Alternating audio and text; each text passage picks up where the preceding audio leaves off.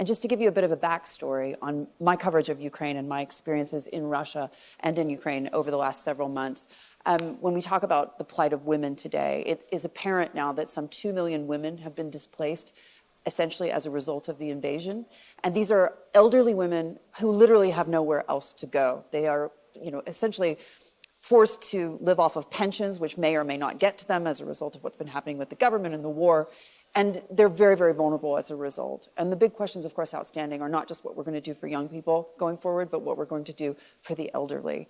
And so we'll touch on that a bit with our panelists when they arrive. My own coverage of this story started several years ago when I began covering energy. And of course, as you know, Russia is a petrodollar economy. So their major money makers, if you will, are oil and gas. And I think to understand a country, you've got to understand where the money is coming from, but you've also got to understand the ethos and the psychology, frankly, of the people that are running the country. And Vladimir Putin, who I interviewed just before the start of this invasion, essentially made it clear that when it comes to his foreign policy, he was going to use every tool at his disposal. And of course, we've seen this in the energy fight over the last several months. Just a few minutes ago, I had the chance to sit down with the CEO of Aramco. They are essentially responsible for the production of some 10% of the world's crude oil. And I asked him, 12 months on from this invasion, are we more or less vulnerable when it comes to energy prices and energy shocks? And he said, for the moment, we're okay. But what I'm really worried about is the medium to long term, because there's not enough spare capacity in the world to keep things moving, to keep the engine of global growth moving. And for me, as a correspondent at CNBC, what's very interesting is the macro picture, which that leads you to understanding that means there's going to be less money in the world, there's going to be less energy in the world, there's going to be less opportunity. And when I think about less opportunity, I think the plight of women, not just in Ukraine, in Russia, more globally, it means less opportunity for all of us. And I think that's something that it may be difficult to make the tie-in, but once you do and you start thinking about that a bit more seriously, you start to understand how interconnected everything has become. Our panelists are really interesting today. We have a Ukrainian activist who has essentially been in and out of that country since the beginning of the war. We also have Diane von Fürstenberg talking about gender equality and what she's been doing over the course of her career to grow women within her business, but also to encourage them a bit more broadly to get into the workforce, to find their passion and to understand what it is that they can contribute to the world. So it's fantastic that we have both of these women really in tandem to talk about the things that we're going to discuss later today. And also in our coverage that we've seen in the last couple of days, I've had the chance to speak to several other Ukrainian, not just activists, but CEOs of major corporations, like private companies that are employing people. You may or may not know today, Ukraine has a 30% unemployment rate. And of course, the majority of that unemployment, unfortunately, falls on our gender, on women. And the opportunities for them are less and less as we go forward because things are becoming more and more difficult, obviously, with less power to go around. We're talking about an inability to work from home. We're talking about an inability to even leave the home because they're worried about leaving their children and et cetera, and their extended families. So it does raise, the broader questions about energy security equals your national security, equals your ability to grow your economy, and equals your ability to take care of the most vulnerable sectors. And unfortunately, a conflict like this one has highlighted that women are quite vulnerable. I think we're about 1 minute away from our guests joining us, which is always exciting. And just as an aside, the last time that I saw Diane was in the meatpacking district when I was trying on some of her fabulous clothes, and she just happened to be in the shop and very kindly decided to fit me for something, and I've never felt so cool. But I think I can welcome my guests on the stage. It's fantastic to have you with us. I'm assuming we're still waiting on Diane. Iryna Nykorak, it's so nice to have you. Just to kind of give our audience the benefit of your wisdom, when we talk about how difficult this conflict has been for women thus far, where does it stand today? Yeah, hi to everybody, and thank you for the invitation. It's a big honor for me and great responsibility to be here and to have a speech, because today I'm going to talk not about on behalf of myself.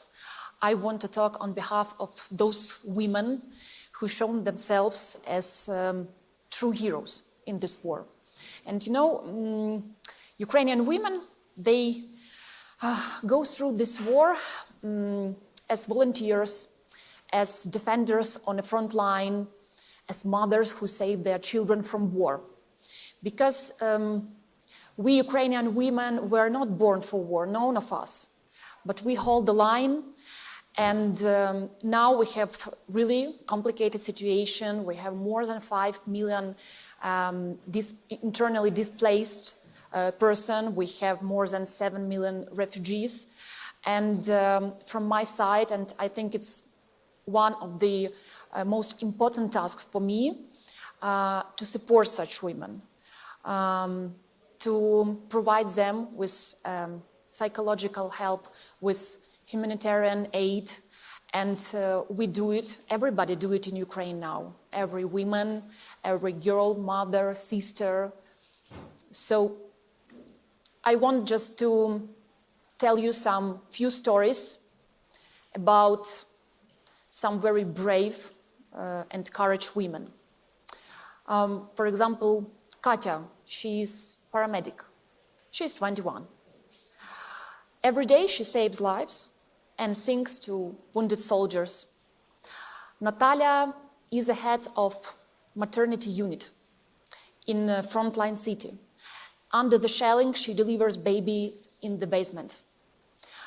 Or Olga, she is a volunteer now, but in peaceful time she was a businesswoman. Now she visits the most remote deoccupied villages to feed all the people and children. And this is real stories of real women, and we have thousands of such stories.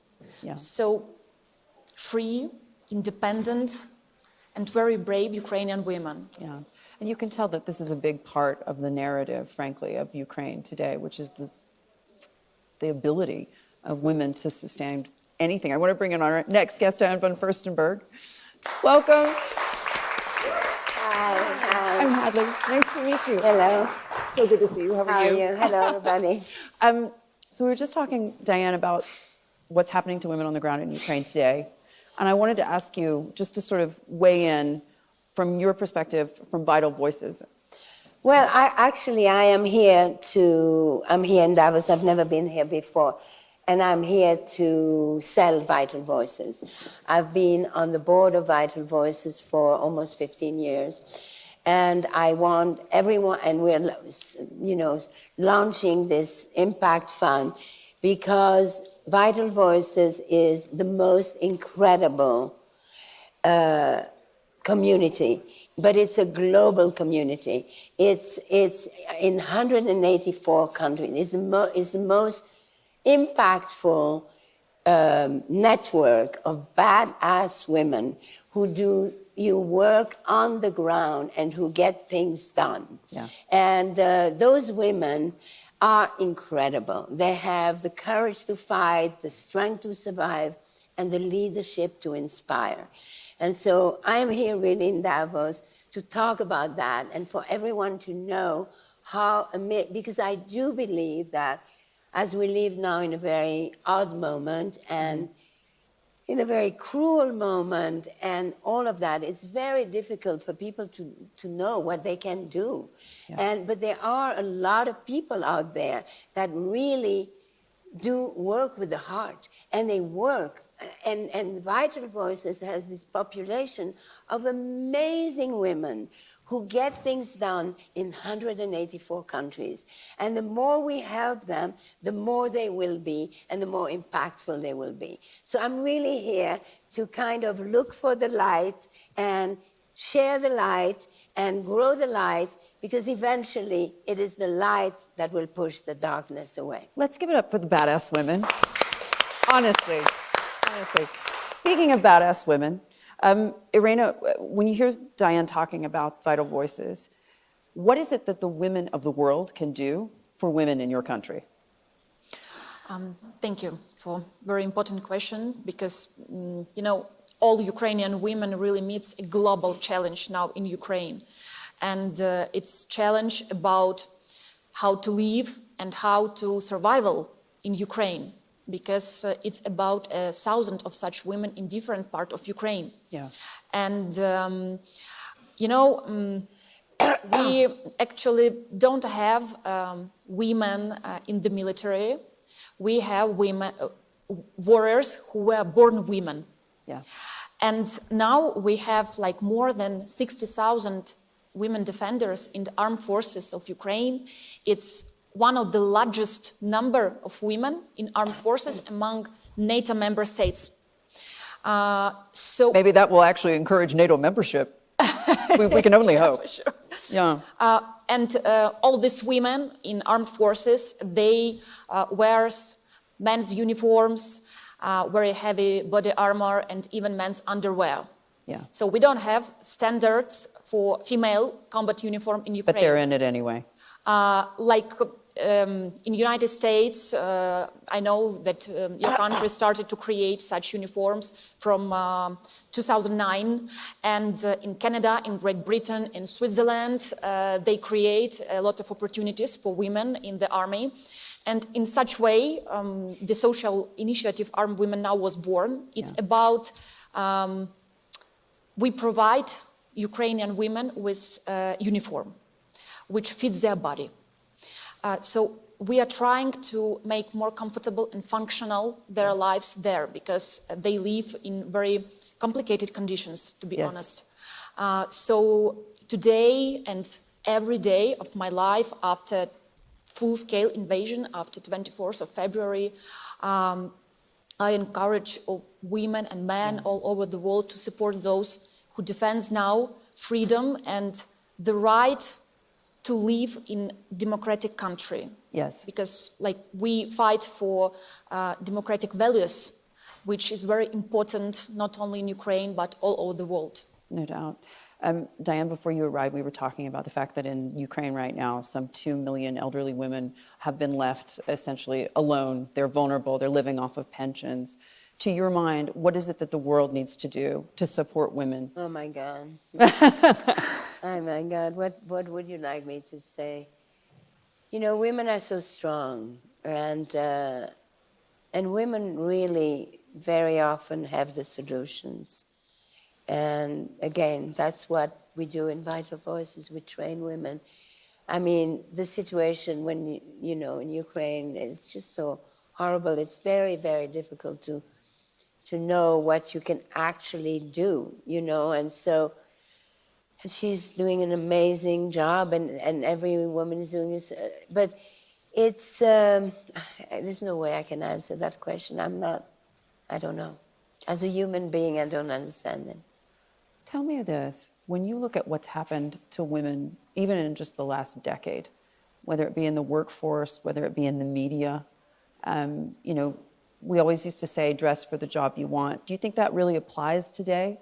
Because women so often are put at a standard that, frankly, men never are held to. You know, I think that, listen, I'm a feminist. I always was a feminist. I am a daughter of a survivor of the Holocaust. My mother was in Auschwitz. So, and I was born 18 months after she was just bones on the field of ashes. So my birth already is a miracle. The minute I was born, I had triumphed life. So I can only, I always see everything with the eyes of a survivor. No, I forgot your question.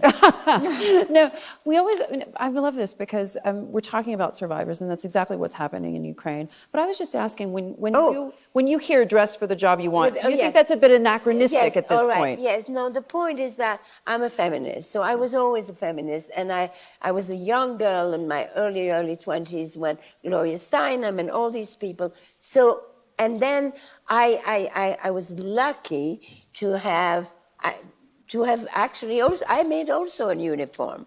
I made a uniform for the woman in charge. Yeah. And my little dress that looked like nothing. I'm still wearing it. Absolutely. And is a symbol of strength and femininity. So, you know, but I don't want, my mother taught me two things. Fear is not an option, and they certainly apply to that.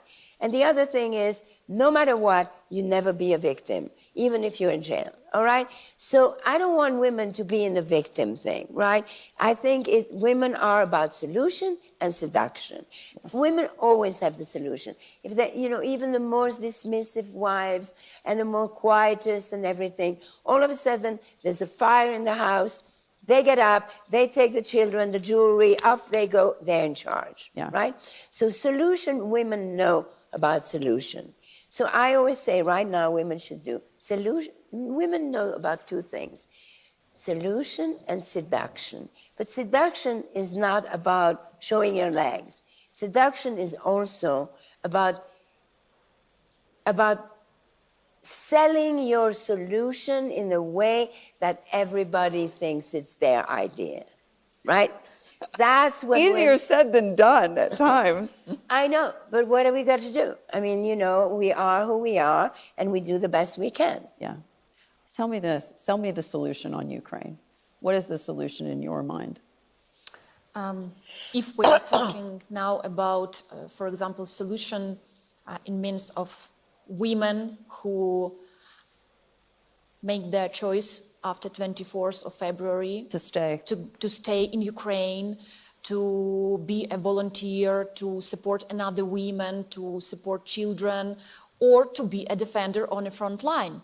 Because, you know, all these women, before full-scale invasion, they were like, you know, lawyers, teachers in the schools, even students. But after 24th of February, they go to the front line to fight. They stand side by side with the men. So if we're talking about this, I think my solution is to change the system in Ukraine right now, because all these women who fight today for freedom, they need to be involved in economic and political process tomorrow. Yes. They need to be in this high level making decisions with the men, you know, because they have right. There is an overabundance of men involved in all of this. Yeah, and if we're talking about, for example, this social project, which I realize right now with a lot of other women, it's about respect for women, for their equal right, for their comfort, and for their protection. Because about uniforms, you know, it's the only case when it really matters how women is dressed. Uniforms and comfortable protection is about survival. Yeah. So it's my solution right now in Ukraine. Yeah. Diane, when you look at the world today and the politics of it, and you said it is right now a really cruel environment, whether they're in Ukraine or even more broadly, just in everyday life, what is your advice to women? To women? Well, look for the light. However little the light is, you know, however dark the situation is, look for the tiny little bit of light and build around the light and grow the light and cherish the light and share the light. Because eventually it's always the light that pushes the darkness away. I mean, it's, you know, you have to look for whatever. I mean, but the world is also changing. We are in such a transformation. You know, I mean, now the AI is going to change everything. So the only thing we can be is as true to ourselves as we are, whether it's a country, whether it's a company, or whether it's a person. Because the truer you are to yourself, the freer you are, even if you're in jail, even if you're being massacred, you know. So I have no other advice, you know. I mean, when I wake up in the morning, and then I put my feet on the ground and say, okay, get going. But I mean, I'm so grateful, I'm so privileged. But that is, and that's why we all have to help. I think that the world is going to be divided with people who do things with their heart and people who don't.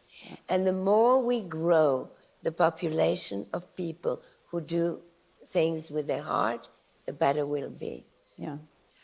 For women specifically, I mean, obviously you're talking about women being more in the workforce and being in government in Ukraine. And I've spent a lot of time in that country. And you're absolutely right. There are a lot of men making a lot of the decisions. There's also a great deal of corruption involved in the country. How important is it, in your mind, that the world sees beyond just the valor of Ukraine, but also to the actual very, very real concerns and challenges that women face today? Yeah, you told about government, and very important is to women be involved in legislative branch to the level of parliament, because I engaged in public work from 2015. But I think that in 2015 I hadn't any chance to be a member of Kyiv City Council if we wouldn't put into Ukrainian legislation women quotas. So quotas helped. Yes. And we are trying to integrate our legislation to the European Union legislation, and that's why we have some possibility to develop, we have some opportunities, and I'm, as a public person in Kyiv City Council, I'm trying to create the opportunities to another women, because it's important. And in Ukraine, for now, we don't have, very interesting fact, we don't have any mayor in very big city, like with more than 500,000 people. It's only like opportunity for men. Yes. So it's very interesting because in the minds of Ukrainian people, it seems that men are better to manage the municipal process in the city. But women, they are, they have a lot of hands. They can do at the same time a lot of work to give a birth. Yes. To organize her life, to create her career, to do everything. Yes. And in the same time, they can't to be ahead of very big city like in Paris or in another cities. So it's very interesting. I think that we need to change our minds here. And it's not only about men, it's also about women.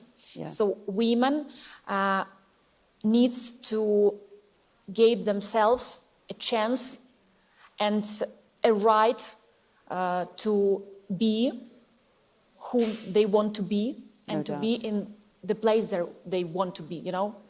So I think it's very interesting that you mentioned that. And Diane, you brought it up earlier, which was that you've seen this. You've seen, the Gloria Steinem. You've seen the marches.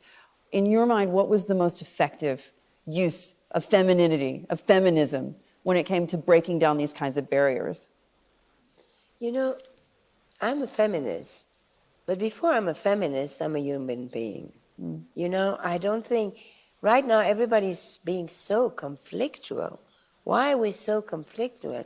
Why don't we talk about the things that we have in common as opposed to things that are conflictual? And yes, women must, have equal rights, period. That is not a debate. That just must be. And it is terrible to see the regress and the regress that we do. But it goes up and it goes down. It's just the last thing we can be, we shouldn't be victims and we shouldn't be angry. We should put the emotion aside, watch the thing as the documentary, and focus on the solutions. How do you put that anger aside? Look what they do. Anger is toxic.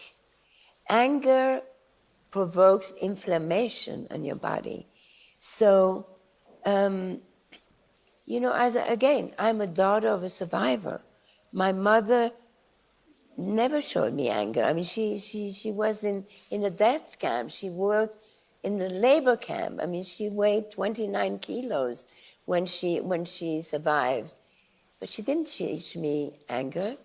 She taught me how to be free, how to be independent, how to be true to myself, because that is freedom. She used to say, God saved me so that I can give you life. And by giving you life, you gave me my life back. You are my torch of freedom. So I was born with the torch of freedom in my hand. So that's hard, but we should all look at that and try not to be angry and meditate. And if the others are evil and angry, let them swallow it. Let them be buried by their own anger. I don't know. I'm here to sell Vital Voices and freedom. I don't know much about else. I wonder about anger and assume that most Ukrainian women do not have time to spend thinking about their anger. They're just trying to survive.